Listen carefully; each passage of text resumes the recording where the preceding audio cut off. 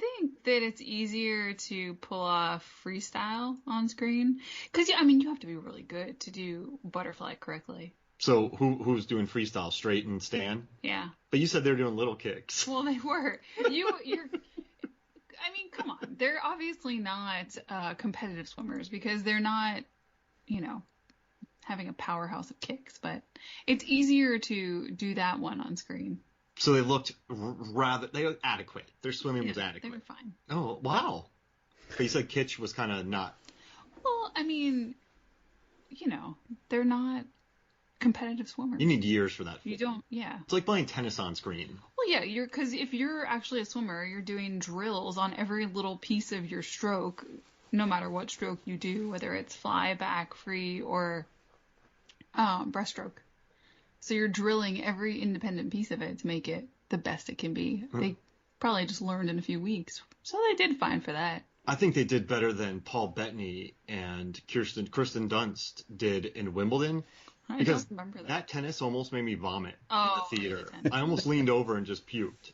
But watching the swimming here, was the swimming better in Swim Fan or this, Jay? What do you think? Hell. What's better, Swim Fan or The Covenant? I'd say Swim Fan is probably better. There is more swimming in Swim Fan. There's just like one brief scene of swimming in here. In here. None of it can live up to Misty Calhoun's video in Deep Rising 2. Okay, Jay. You just call it Deep Rising 2. Wait. Deep Blue Sea 2?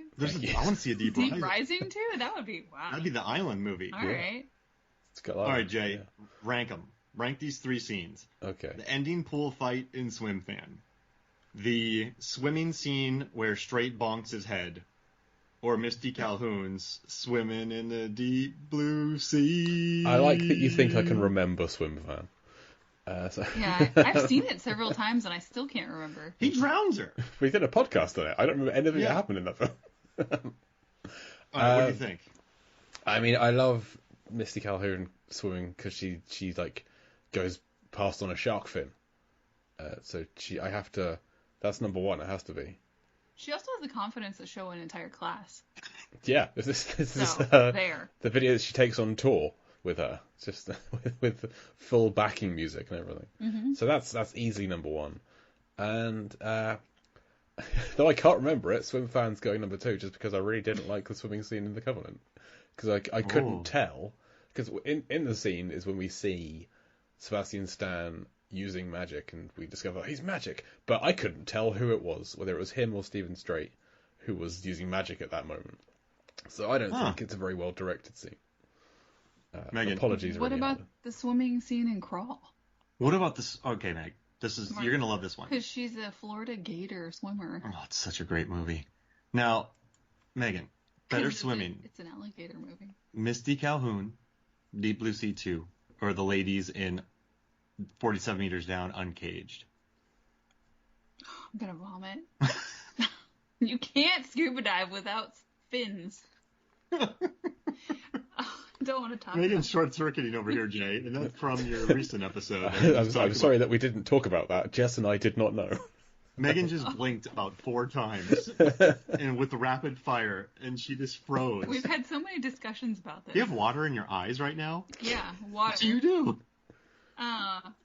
It bothers her. You can't scuba dive with all that equipment without fins. It's just not feasible. Oh, I wish There are other people on the internet who feel the same, by the way, because I looked it up. I wish we could have recorded those 4 blinks that you just had from this. Don't get me started. Jay. I'm sorry that we missed that from our episode. And also, Crawl is beautiful because it does feature a Florida Gator swimming with gators. Yeah. And it features, they spend the first half of the movie trying to get out of the house, and then a wave pushes them back into the house. Just when they thought they were out. What a beautiful movie. I laughed out loud so many times during that movie. It was great. See you later, alligator. Oh, gosh. Jay, scale 1 to 10, Covenant.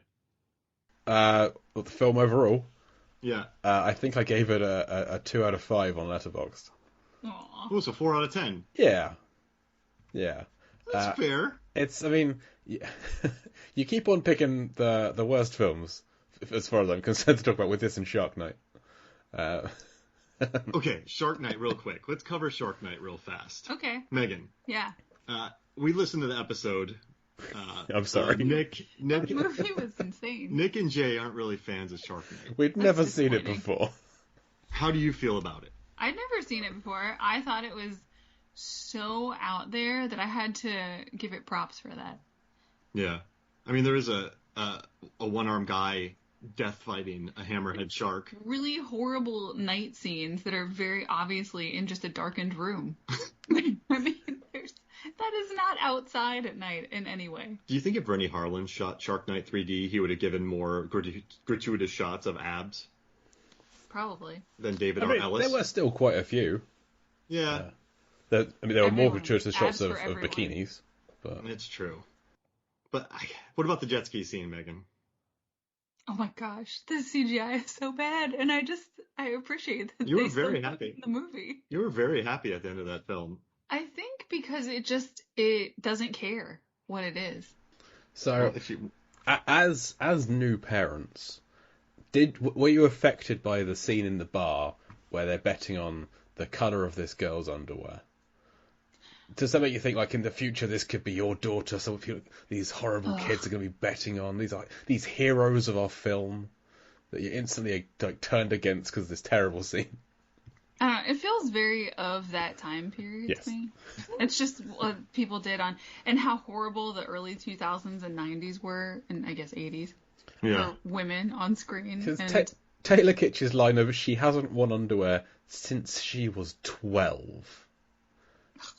12. Yeah, that's set me spinning a little bit. Like, that's one of those parts where you're like, yeah, these guys are cool, and then you think about it years later, and you're like, this is horrible. Yeah. This is like, I remember watching American Pie too, and like when I was 17, and I never really thought about the webcam aspect of it because it was such a new technology. But I'm like, wait, he filmed her behind her back. Yep. And in front of her. Yeah. So many movies back then were just like that, and it just made you, at least as a woman, go like, oh God, do I even want to date people? Because if this is what you have to look forward to, then just why? Yeah, no thanks. Mark. And you were just wonderful. I know. Even though you were annoyed by me at first. No, I wasn't. I was using my magic to make water orbs. Exactly. But it's a good thing you don't use it now, so you don't age. Yeah. I've had to stop using magic. It's okay. So we'll get through being just mundane. Do you think if they don't use magic at all, they don't age? They're just going to stay the same?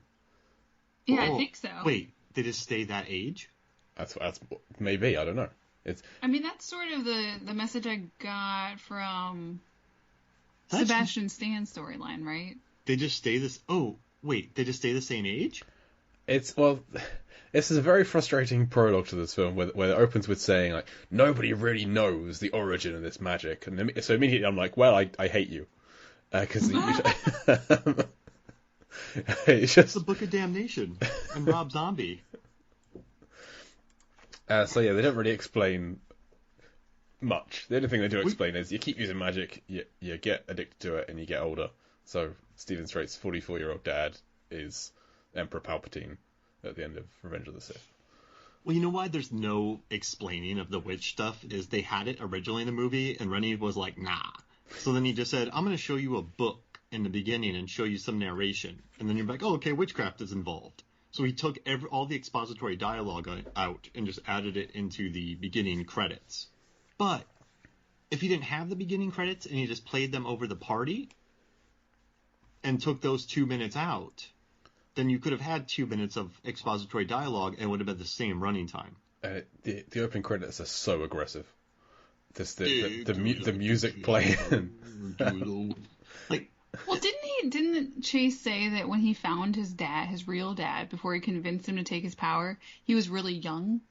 And then he convinced him to give him his power, and that killed him, obviously, but he was super young. Mm-hmm. Yeah, that's true. I would say, I guess they don't age if they don't use their power. So we got a Highlander 18 situation. forever.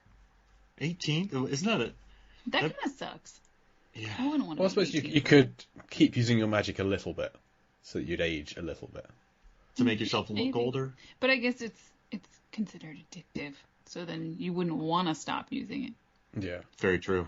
Which is sort of the situation we're left with at the end of the movie with Caleb, Steven Strait.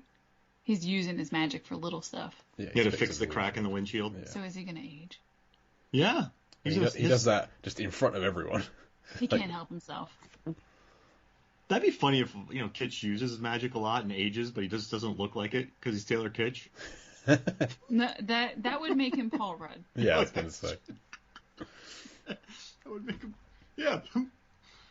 That's funny. Yeah, so Paul Rudd just doesn't use magic. Yeah. And this is what age Paul Rudd looks like? Paul Rudd could use magic and never age because he's Paul Rudd. He's just a little bit, but not...